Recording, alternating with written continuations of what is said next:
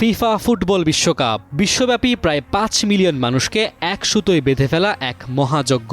লাখ লাখ ভক্ত সমর্থক পাড়ি জমায় স্বাগতিক দেশে। একটি বিশ্বকাপকে ঘিরে বিনিয়োগ হয় বিলিয়ন বিলিয়ন ডলার, যার বিশাল অঙ্কটা যায় দৃষ্টিনন্দন বেশ কিছু স্টেডিয়াম নির্মাণে। ঝাঁ চকচকে সেসব স্টেডিয়ামের ভবিষ্যৎ আসলে কি?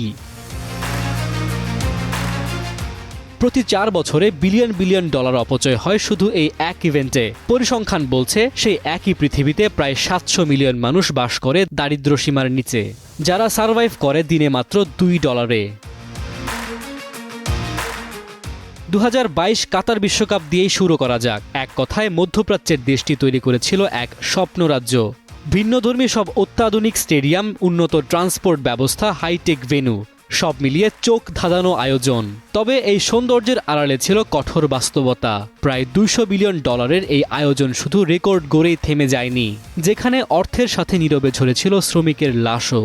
দ্য গার্ডিয়ানের রিপোর্ট অনুযায়ী স্টেডিয়াম তৈরির পেছনে ঝরে গেছে প্রায় ৬,০০০ শ্রমিকের প্রাণ। তার ৪ বছর আগে $১৬ বিলিয়ন বিশ্বকাপ আয়োজন করেছিল রাশিয়া। এর আগে দক্ষিণ আফ্রিকা আয়োজন করেছিল মাত্র $৩.৮ বিলিয়ন।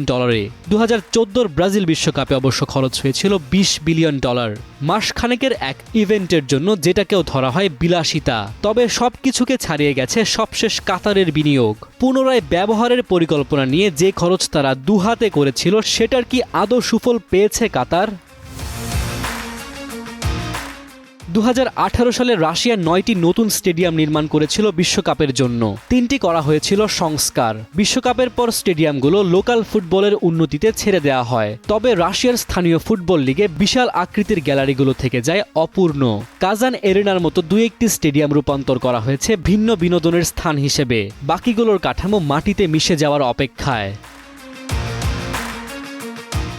তারও আগে ২০১৪ সালের ব্রাজিল বিশ্বকাপে খরচ হয়েছিল $২০ বিলিয়ন, যেখানে স্থানীয় মানুষের প্রতিবাদ আর ক্ষোভ ছিল চোখে পড়ার মতো।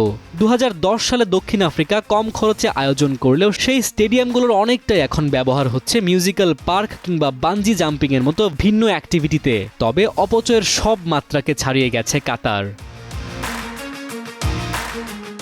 কাতারের মোট জনসংখ্যার চেয়ে বেশি ধারণ ক্ষমতার স্টেডিয়ামগুলোর কয়েকটি রূপান্তরিত কাঠামো দিয়ে ভিন্নধর্মী কমপ্লেক্স তৈরির কাজ চলছে। ৩টি স্টেডিয়াম রাখা হয়েছে ফুটবলের জন্যই। ৪৫,০০০ থেকে আসন সংখ্যা কমানো হয়েছে ২০,০০০-এ। বাকি স্টেডিয়ামগুলোর সিট কিংবা অন্যান্য কাঠামো ডোনেট করা হয়েছে উন্নয়নশীল দেশগুলোতে।